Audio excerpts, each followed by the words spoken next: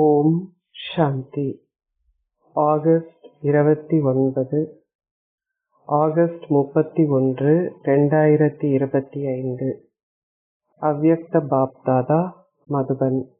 Murali original தேதி December 15, 2006.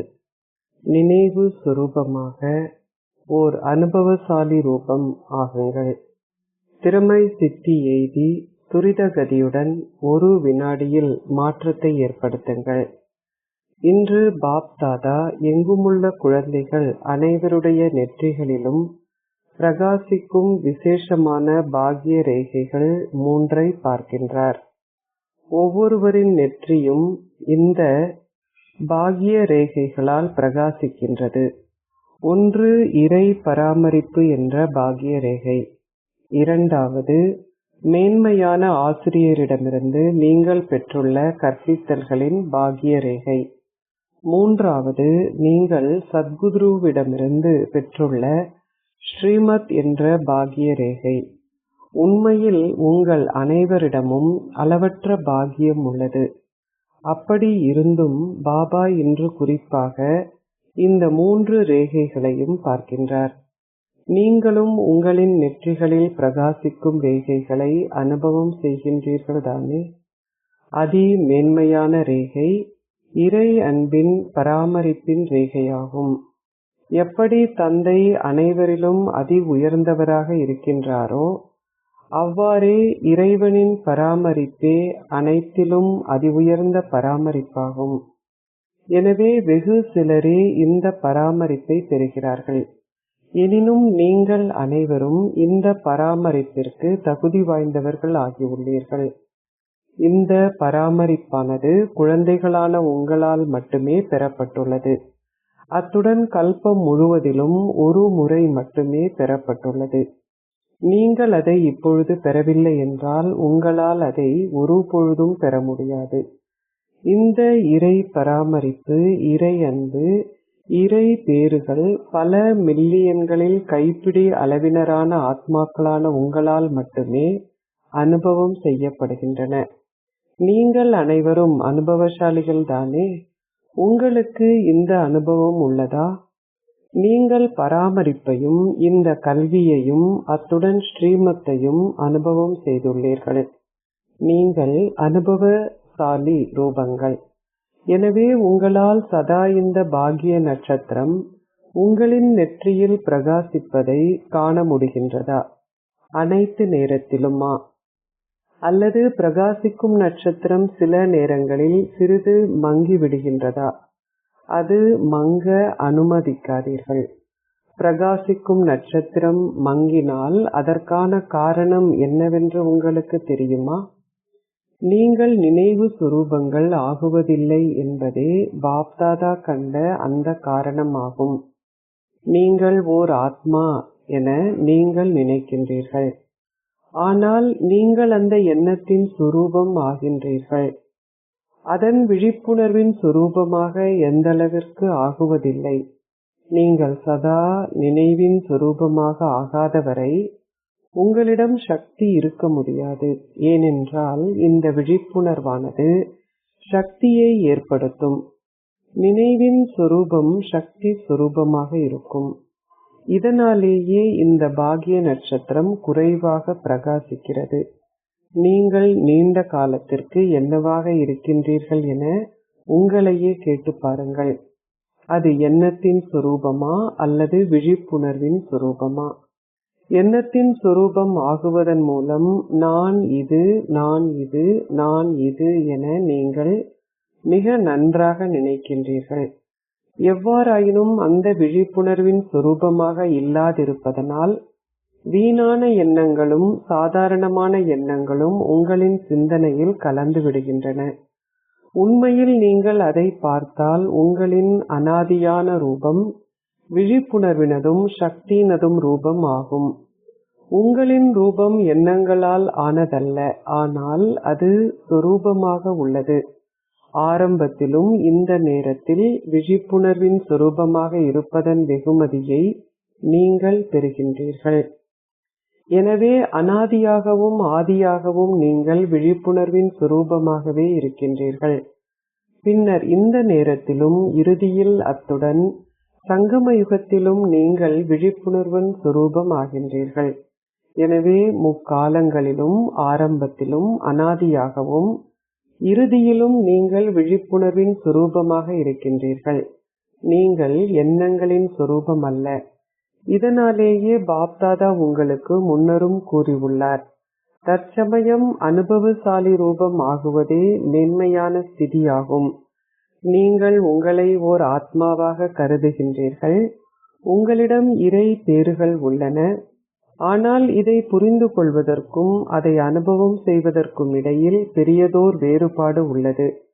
அனுபவசாலி ரூபத்தால் ஒருபொழுதும் மாயையால் ஏமாற்றப்பட முடியாது அல்லது எந்தவிதமான துன்பத்தையும் அனுபவிக்க முடியாது. அவ்வப்போது நீங்கள் பார்க்கின்ற மாயையின் விளையாட்டுகளும் நீங்களே விளையாடுகின்ற விளையாட்டுகளும் ஏன் ஏற்படுகின்றன என்றால் அனுபவ சுரூபம் ஆகுவதில் ஏற்படும் குறைவே ஆகும். அனுபவத்தின் அதிகாரமே அதிமேன்மையானது. சில குழந்தைகள் இதை பற்றி சிந்திக்கிறார்கள். ஆனால் சொரூபம் ஆகுவதில் அவர்களிடம் சிறிதளவு அனுபவமே உள்ளது என்பதை பாப்தாதா கண்டார். இன்றைய உலகில் பெரும்பாலான ஆத்மாக்கள் பார்ப்பதிலும் கேட்பதிலும் களைப்படைந்து விட்டார்கள். அவர்கள் அனுபவத்தில் இருந்து எதையாவது பெற விரும்புகிறார்கள். அனுபவசாலிகளால் மட்டுமே ஓர் அனுபவத்தை கொடுக்க முடியும். அனுபவசாலி ஆத்மாக்கள் சதா தொடர்ந்து முன்னேறுவார்கள். அவர்கள் தொடர்ந்து பறப்பார்கள். ஏனென்றால் அனுபவசாலி ஆத்மாக்கள் சதா தம்மில் ஊக்கத்தையும் உற்சாகத்தையும் வெளிப்படுத்துவார்கள். எனவே சோதித்து பாருங்கள், ஒவ்வொரு கருத்தினதும் அனுபவ ரூபமாக நீங்கள் ஆகிவிட்டீர்களா? உங்களின் ஒவ்வொரு செயலிலும் அனுபவத்தின் அதிகாரம் புலப்படுகிறதா? உங்களின் ஒவ்வொரு வார்த்தையும் ஒவ்வொரு எண்ணமும் அனுபவத்தின் அதிகாரத்தை அடிப்படையாக கொண்டதா அல்லது அது உங்களின் புரிந்துணர்வை அடிப்படையாக கொண்டதா? ஒன்று புரிந்து கொள்வது, மற்றொன்று அனுபவம் செய்வது. ஒவ்வொரு பாடத்திற்காகவும் இந்த ஞானத்தின் கருத்துக்களை பற்றி பேசுவது என்பது பல சொற்பொழிவுகளை ஆற்றுகின்ற வெளி பேச்சாளர்களாலும் செய்யப்பட முடியும். எவ்வாறாயினும் ஒவ்வொரு கருத்தினதும் அனுபவ சுரூபம் ஆகுவது என்றால் ஒரு ஞானோதயம் பெற்ற ஆத்மா ஆகுதல் என்று அர்த்தம். யோகம் செய்யும் பலர் இருக்கிறார்கள். பலர் யோகம் செய்வதற்காக அமர்கின்றார்கள். ஆனால் யோகத்தை அனுபவம் செய்வது என்றால் சக்தி சுரூபம் ஆகுதல் என்று அர்த்தம். உங்களால் அவசியமான நேரத்தில் குறிப்பிட்டதோர் சக்தியை உங்களுக்குள் வரவழைத்து தடைகளிலிருந்து விடுபட்ட சுரூபம் ஆகுவதன் மூலம் நீங்கள் ஒரு சக்தி சுரூபம் என்பதை இனம் காண முடியும். ஒரு சக்தி கூட குறைவாக இருந்தால் நீங்கள் அதை பற்றி பேசினாலும் அதன் சுரூபமாக இல்லாது விட்டால் அப்போதும் நீங்கள் அந்த நேரத்தில் ஏமாற்றப்பட முடியும். உங்களுக்கு சகித்து கொள்ளும் சக்தி தேவைப்படும் நேரத்தில் நீங்கள் எதிர்க்கும் சக்தியை பயன்படுத்தினால் உங்களை யோகி யுக்த் என்றோ அல்லது அனுபவ சுரூபம் என்றோ அழைக்க முடியாது. 4 பாடங்களிலும் நீங்கள் விழிப்புணர்வின் சுரூபமாகவும் அனுபவ சுரூபமாகவும் இருப்பதன் அடையாளம் என்ன?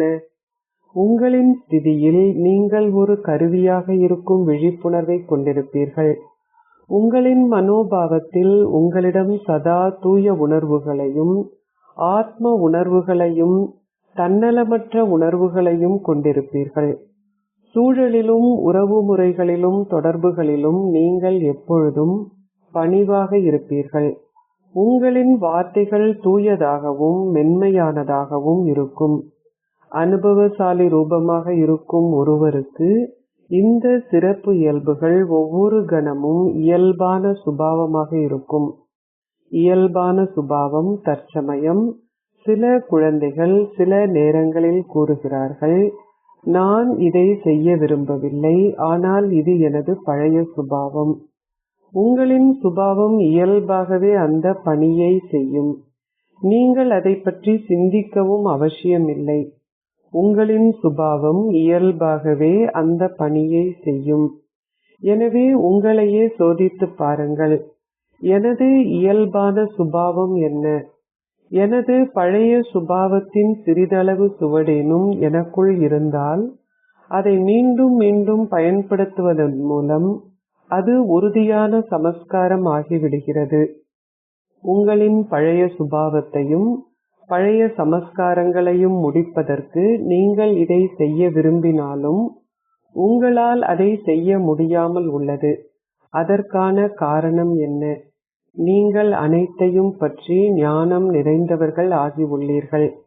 ஏதாவது ஒன்று நடப்பதை நீங்கள் விரும்பவில்லை, எனினும் அது நடக்கிறது. எனவே அதற்கான காரணம் என்ன? மாற்றத்தின் சக்தி சிறிதளவே காணப்படுகிறது.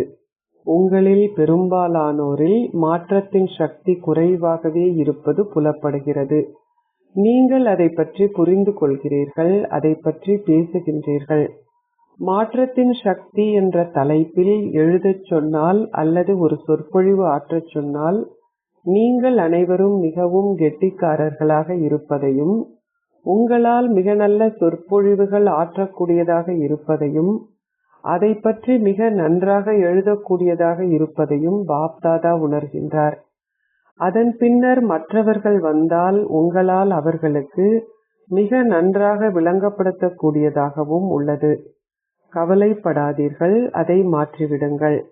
எவ்வாறாயினும் உங்களுக்குள் மாற்றத்தின் சக்தி குறைவாக உள்ளது. தற்சமயத்தின் முக்கியத்துவத்தை அறிந்திருந்தும் நீங்கள் மாற்றத்திற்காக அதிக நேரத்தை எடுத்துக்கொள்ளக் கூடாது. மாற்றத்தின் சக்தி ஒரு வினாடியில் பயன்படுத்தப்பட வேண்டும். ஏதாவது ஒன்று நடக்கக்கூடாது என்பதை நீங்கள் புரிந்து கொண்டுள்ளதால் நீங்கள் அதை புரிந்து கொண்ட போதும் உங்களால் உங்களையே மாற்றிக்கொள்ள முடியாது விட்டால் அதற்கான காரணம் என்னவென்றால் நீங்கள் அதை பற்றி நினைக்கின்றீர்கள், ஆனால் நீங்கள் அதன் சொரூபம் ஆகுவதில்லை. நாள் முழுவதும் நீண்ட நேரத்திற்கு அந்த எண்ணங்களின் சொரூபமாக நீங்கள் ஆகின்றீர்கள். உங்களில் பெரும்பாலானோர் விழிப்புணர்வின் சொரூபமாகவும் அதனால் சக்தி சொரூபமாகவும் ஆகுவது குறைவாக உள்ளது. இது இப்பொழுது தீவிர வேகத்திற்கான நேரமாகும், தீவிர முயற்சிக்கான நேரமாகும். இது சாதாரணமான முயற்சிக்கான நேரம் அல்ல.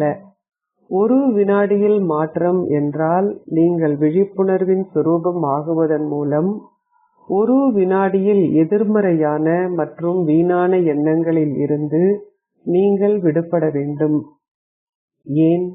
நீங்கள் நேரத்தையும் சம்பூர்ணத்தையும் நெருக்கமாக கொண்டு வருவதற்கான கருவிகள் ஆவீர்கள்.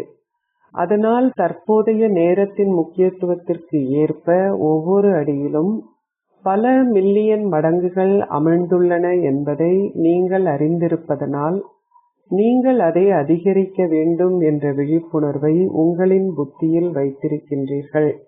ஆனால் உங்களின் புத்தியும் உங்களால் அதை இழக்க முடியும் என்பதை உணர்ந்திருக்க வேண்டும். நீங்கள் ஒவ்வொரு அடியிலும் பல மில்லியன்களை உருவாக்கினால் உங்களால் ஓர் அடியில் பல மில்லியன்களை இழக்கவும் முடியும், அப்படித்தானே? அதனால் இப்பொழுது ஒரு நிமிடம் என்ற விஷயம் முடிந்துவிட்டது. மற்றவர்களிடம் ஒரு நிமிடம் மௌனமாக இருக்க வேண்டும் என நீங்கள் கூறுகின்றீர்கள். ஆனால் உங்களுக்கு இப்பொழுது இது ஒரு வினாடிக்குரிய விஷயமாக இருக்க வேண்டும். ஆம் அல்லது இல்லை என நினைப்பதற்கு எவ்வளவு நேரம் எடுக்கும்? ஒரு வினாடியே. எனவே இத்தகைய வேகமான மாற்றம் தேவைப்படுகிறது. ஏதாவது ஒன்று நன்றாக உள்ளதா அல்லது இல்லையா என்பதை நீங்கள் புரிந்து கொள்கிறீர்கள். நன்றாக இல்லாதிருப்பதற்கு ஒரு முற்றுப்புள்ளி வையுங்கள். நன்றாக இருப்பதை நடைமுறைப்படுத்துங்கள். இப்பொழுது முற்றுப்புள்ளியின் முக்கியத்துவத்தை பயன்படுத்துங்கள். உங்களுக்கு 3 புள்ளிகளை பற்றி தெரியும் அல்லவா?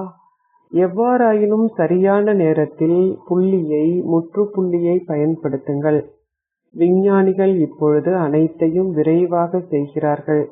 அத்துடன் அவர்கள் மாற்றத்திற்கான சக்தியையும் அதிக அளவில் பயன்படுத்துகிறார்கள். எனவே மௌன சக்தியுடன் இப்பொழுது நீங்கள் இந்த லட்சியத்தை வைத்திருங்கள். அதாவது நீங்கள் மாற்றத்தை ஏற்படுத்த விரும்பினால் நீங்கள் ஞானம் நிறைந்தவர்கள், ஆனால் இப்பொழுது ஒரு வினாடி வேகத்தில் சக்திசாலிகள் ஆகுங்கள். நாங்கள் அதை செய்கின்றோம், அது நடக்கும், நாங்கள் அதை செய்வோம். இல்லை, இது சாத்தியமா அல்லது கடினமா?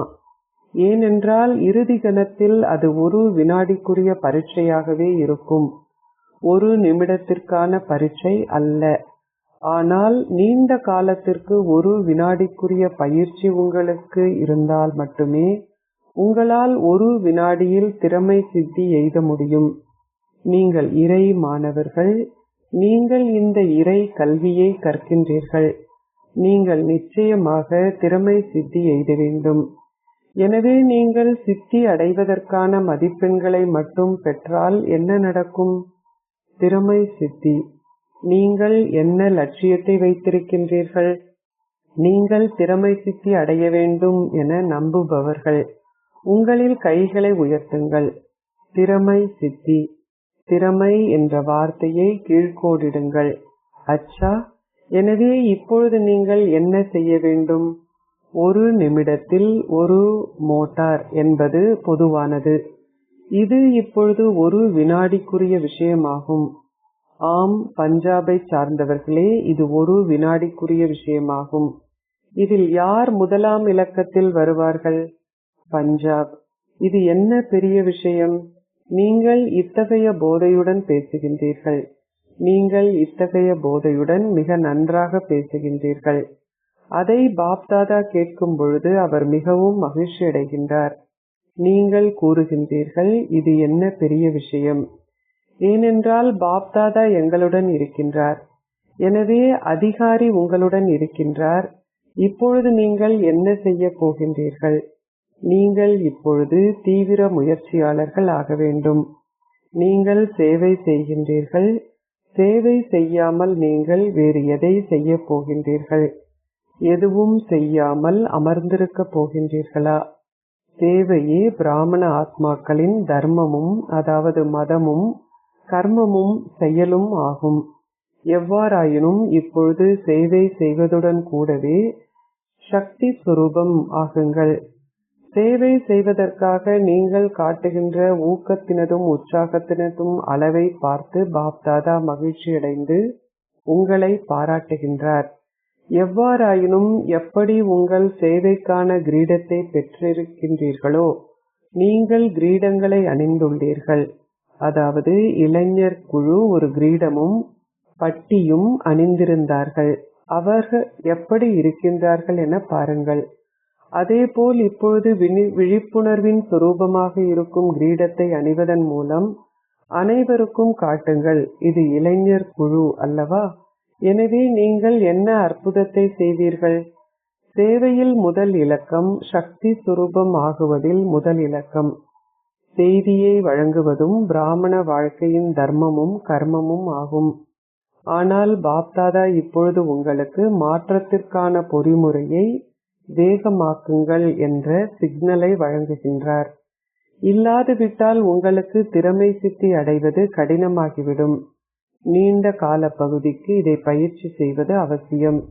இதை பற்றி சிந்தித்து அதை செய்யுங்கள். எண்ணத்தின் சுரூபமாக மட்டும் ஆகாதீர்கள், அத்துடன் விழிப்புணர்வின் சுரூபமாகவும் ஆகுங்கள், சக்தி சுரூபமாகவும் ஆகுங்கள். வீணான எதையும் துரித வேகத்தில் முடித்து விடுங்கள். வீணான எண்ணங்கள், வீணான வார்த்தைகள், வீணான செயல்கள், வீணான நேரம், உறவு முறைகளிலும் தொடர்புகளிலும் உள்ள வீணான வழிமுறைகளும் சம்பிரதாயங்களும், இவை அனைத்தையும் முடித்து விடுங்கள். பிராமண ஆத்மாக்களான நீங்கள் அந்த வீணான அனைத்தையும் உங்களுக்குள் விரைவாக முடிக்கும் பொழுது நீங்கள் விரைவாக ஆத்மாக்களிடமிருந்து ஆசீர்வாதங்களை பெறுவதுடன் உங்களின் புண்ணிய கணக்கையும் அதிகரிப்பீர்கள். பாப்தாதா 3 வகையான கணக்குகளை சோதிக்கின்றார் என முன்னரே உங்களுக்கு கூறியுள்ளார். முயற்சியின் வேகத்தின் கணக்கு, ஆசீர்வாதங்களின் கணக்கு, புண்ணிய கணக்கு. எவ்வாறாயினும் பெரும்பாலானோரின் கணக்குகள் நிரம்பி இருக்கவில்லை. இதனாலேயே பாப்தாதா இன்று உங்களுக்கு இந்த ஸ்லோகனை நினைவூட்டுகின்றார். இப்பொழுது வேகமாக்குங்கள், தீவிர முயற்சியாளர்கள் ஆகுங்கள், அனைத்தையும் விரைவில் முடிப்பவர்கள் ஆகுங்கள், தமது மனங்களால் சூழலை விரைவில் மாற்றக்கூடியவர்கள் ஆகுங்கள். பாப்தாதா ஒரு விஷயத்தை குறித்து குழந்தைகள் அனைவருடனும் மகிழ்ச்சி அடைகின்றார். அது என்ன?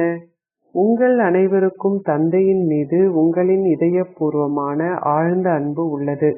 அதற்காக பாராட்டுகள். எவ்வாறாயினும் நீங்கள் என்ன செய்ய வேண்டும் என நான் உங்களுக்கு சொல்லட்டுமா? இந்த பருவ காலத்தின் இறுதியில் உங்களுக்கு இன்னமும் நேரம் உள்ளது. இந்த பருவ காலத்தின் முடிவின் போது துரித வேகத்தில் ஏதாவதொரு கோலாகலத்தை காட்டுங்கள். உங்களுக்கு இது பிடித்திருக்கிறதா? உங்களுக்கு இது பிடித்திருக்கிறதா? லட்சியத்தையும் அதன் தகைமைகளையும் உங்களின் விழிப்புணர்வில் வைத்திருப்பீர்கள் என்று உணர்பவர்கள் உங்களின் கைகளை உயர்த்துங்கள். லட்சியத்தையும் அதன் தகைமைகளையும் உங்களுக்கு முன்னால் வைத்திருப்போம் என்பவர்கள் உங்களின் கைகளை உயர்த்துங்கள். இரட்டை வெளிநாட்டவர்கள் இதை செய்வார்கள். ஆசிரியர்கள் இதை செய்வார்கள். இளைஞரும் இதை செய்வார்கள். முதல் வரிசையில் இருப்பவர்களும் இதை செய்வார்கள். எனவே முன்கூட்டியே பற்பல பாராட்டுகள். அச்சா, இப்பொழுது இதை இப்பொழுதே பயிற்சி செய்யுங்கள். ஒரு வினாடியில் எதிர்மறையான எண்ணங்களில் இருந்து விடுபடுங்கள். வீணான எண்ணங்களில் இருந்து விடுபடுங்கள். ஸ்திரமாகி வேறு எவருக்குமன்றி ஒரே ஒரு தந்தை என்பதில் ஒருமுகப்படுங்கள். உங்களால் அமர்ந்திருந்து இந்த ஓர் எண்ணத்தில் உங்களால் ஒருமுகப்பட முடிகின்றதா?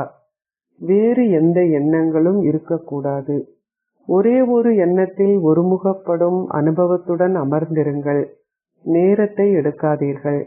ஆனால் ஒரு வினாடியில் அதை செய்யுங்கள்.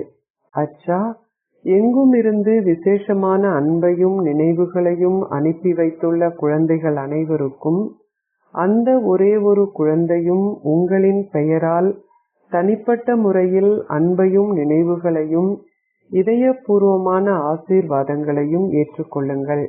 பாப்தாதா இதை ஒவ்வொருவரின் இதயத்திலும் பார்க்கின்றார். எனது நினைவை வழங்குங்கள், எனது நினைவை வழங்குங்கள். எவ்வாறாயினும் குழந்தைகளான உங்களுக்கு இந்த எண்ணம் ஏற்பட்ட கணமே அந்த நேரத்திலேயே அது பாப்தாதாவை வந்தடைகிறது. ஆகவே பாபா உங்களின் பெயர்களுக்கும் உங்களின் சிறப்பு இயல்புகளுக்கும் ஏற்ப தனிப்பட்ட முறையில் குழந்தைகளான உங்கள் அனைவருக்கும் அன்பையும் நினைவையும் வழங்குகின்றார். சதா விழிப்புணர்வின் சொரூபங்களாகவும் சக்தி சொரூபங்களாகவும் அனுபவத்தின் சொரூபங்களாகவும் உள்ள மேன்மையான குழந்தைகள் அனைவருக்கும் உங்களிடம் உள்ள தூய எண்ணங்களை எப்பொழுதும் உடனடியாக நடைமுறையில் இடுபவர்களுக்கும் உடனடி தானத்திற்கு முக்கியத்துவம் இருப்பதைப் போல் உடனடி மாற்றத்திற்கும் முக்கியத்துவம் உள்ளது. உடனடி மாற்றத்தை ஏற்படுத்தும் உலகை மாற்றுகின்ற குழந்தைகளுக்கும் இறை பராமரிப்பையும் இறை அன்பையும் இறை கல்வியையும் இறை ஸ்ரீமத்தையும் தமது ஒவ்வொரு செயலிலும் கொண்டு வருகின்ற மகாவீர் குழந்தைகள் அனைவருக்கும் தமது தைரியம், ஒருமுகப்படுத்துதல், ஒற்றுமையால் முதலாம் இலக்க தீவிர முயற்சி செய்கின்ற மகாவீர் குழந்தைகளுக்கும் பாப்தாதாவின் இதயபூர்வமான அன்பும் நினைவுகளும் அவரின் இதயபூர்வமான ஆசீர்வாதங்களும் நமஸ்தேயும். தாதிகளிடம் நீங்கள் அனைவரும் நல்ல பாகங்களை நடிக்கின்றீர்கள். பாப்தாதா ஒவ்வொருவரின் பாகத்தையும் பார்த்து மகிழ்ச்சி அடைகின்றார். இளையவர்களும் நல்லதோர் பாகங்களை நடிக்கிறார்கள். நீங்கள் இளையவர்கள் என்று மட்டும் நினைக்காதீர்கள். இளையவர்கள் இறைவனுக்கு சமமானவர்கள். சக்திகள் தமது சொந்த பாகங்களை நடிக்கிறார்கள். பாண்டவர்கள் தமது சொந்த பாகங்களை நடிக்கிறார்கள். பாண்டவர்கள் அங்கே இல்லாது விட்டால் எதுவும் தொடர்ந்து நடக்காது. சக்திகள் அங்கே இல்லாது விட்டால் எதுவும் தொடர்ந்து நடக்காது. இதனாலேயே பாரதத்தில் 4 கரத்தின் ரூபம் ஞாபகார்த்தமாக உள்ளது. வேறு எந்த மதத்திலும் அவர்கள் 4 கர ரூபத்தை காட்டுவதில்லை. ஆனால் பாரதத்தில் 4 கர ரூபத்திற்கு முக்கியத்துவம் உள்ளது. எனவே இருவரும் மிக நல்ல பாகங்களை நடிக்கிறார்கள். எவ்வாறாயினும் இப்பொழுது அனைத்தையும் விரைவாக செய்யுங்கள், அவ்வளவுதான். சில நேரங்களில் நீங்கள் சிறிது பின்தங்குகின்றீர்கள். இப்பொழுது இது பின்தங்குவதற்கான நேரம் அல்ல. வெவ்வேறு விஷயங்கள் பல நடக்கின்றன. ஆனால் அந்த சூழ்நிலைகளின் அர்த்தத்தை புரிந்து கொள்வதன் மூலம் நீங்கள் தொடர்ந்து முன்னேறும் பொழுது ராசயுக், யோகியுக், ஸ்நேகயுக், அதாவது அன்பானவராக, சகயோகியுக், அதாவது ஒத்துழைப்பவராக இருக்க வேண்டும். இது ஓகேயா? தாதிஜியிடம் இது மிகவும் நல்லது தானே? எப்படி பலர் வந்துள்ளனர் என பாருங்கள். அவர்கள் ஏன் வந்துள்ளனர்? ஏன் அனைவரும் வந்துள்ளனர்? உங்களை சந்திப்பதற்காக. அவர்கள் பாப்தாதாவை சந்திக்கவே வந்துள்ளனர். எனினும் தாதிகள் இங்கில்லாது விட்டால் தாம் அதை ரசிப்பதில்லை என அவர்கள் கூறுகிறார்கள். எனவே நீங்கள் அனைவரும் இங்கே இல்லாது விட்டாலும் களிப்பு இருக்காது. ஆசீர்வாதம். நீங்கள் விழிப்புணர்வு என்னும் ஆளியை போடுவதன் மூலம் வெற்றி சுரூபமாகி உங்களுக்கும் மற்றவர்களுக்கும் நன்மையை ஏற்படுத்துவீர்களாக. உங்களின் ஸ்திதியின் அடிப்படை உங்களின் விழிப்புணர்வே ஆகும். நான் தந்தைக்கு சொந்தமானவன், தந்தை எனக்கு சொந்தமானவர் என்ற இந்த சக்தி வாய்ந்த விழிப்புணர்வை சதா கொண்டிருங்கள். இந்த விழிப்புணர்வை கொண்டிருப்பதன் மூலம் உங்களின் ஸ்திதி சக்தி வாய்ந்ததாக இருக்கும். நீங்கள் மற்றவர்களையும் சக்தி வாய்ந்ததாக ஆக்குங்கள். ஓர் ஆளியை போட்டதும் வெளிச்சம் ஏற்படும். அதேபோல் இந்த விழிப்புணர்வும் ஒரு ஆளியே ஆகும். கவனம் செலுத்துதல் என்ற ஆளி சதா போடப்பட்டே இருக்க வேண்டும். நீங்கள் தொடர்ந்தும் உங்களுக்கும் மற்றவர்களுக்கும் நன்மை செய்வீர்கள். உங்களிடம் புதிய பிறவியும் புதிய ஞாபகங்களும் இருப்பதனால் கடந்த காலத்தின் ஞாபகங்கள் அனைத்தையும் முடித்து விடுங்கள். இந்த வழிமுறையை பயன்படுத்துவதன் மூலம் நீங்கள் வெற்றி சுரூபமாக இருக்கும் ஆசீர்வாதத்தை பெறுவீர்கள். ஸ்லோகம். அதீந்திரிய சுகத்தை அனுபவம் செய்வதற்கு அமைதி சுரூபம் என்ற உங்களின் ஸ்திதியில் ஸ்திரமாக இருங்கள். அவ்யக்த இஷாரா. ஓர் இலகு யோகி ஆகுவதற்கு இறை அன்பை அனுபவம் செய்பவர் ஆகுங்கள். பாப்தாதா அன்பென்னும் பந்தனத்தில் கட்டுண்டு இருக்கின்றார். அவர் விரும்பினாலும் அவரால் அதிலிருந்து விடுபட முடியாது. இதனாலேயே பக்தி மார்க்கத்தில் கட்டுண்டு இருக்கும் ஒரு ரூபத்தை அவர்கள் காட்டியுள்ளார்கள். அவ்யக்தாக இருந்த போதும் அவர் நடைமுறை ரூபத்தில் ஒரு பந்தனத்தால் கட்டப்பட்டு இருக்க வேண்டியுள்ளது. அவர் பௌதீக ரூபத்திலிருந்து விடுபட்ட போதிலும் அவரால் விடுபட முடியாது. இந்த அன்பென்னும் பந்தனம் மிகவும் பலமானது. அன்பென்னும் சொரூபமாகி அன்பென்னும் பந்தனத்தால் ஒருவரை ஒருவர் கட்டி நெருக்கமான உறவு முறையினதும் சொந்தமாக இருப்பதனும் அனுபவத்தை கொடுங்கள். ஓம் சாந்தி.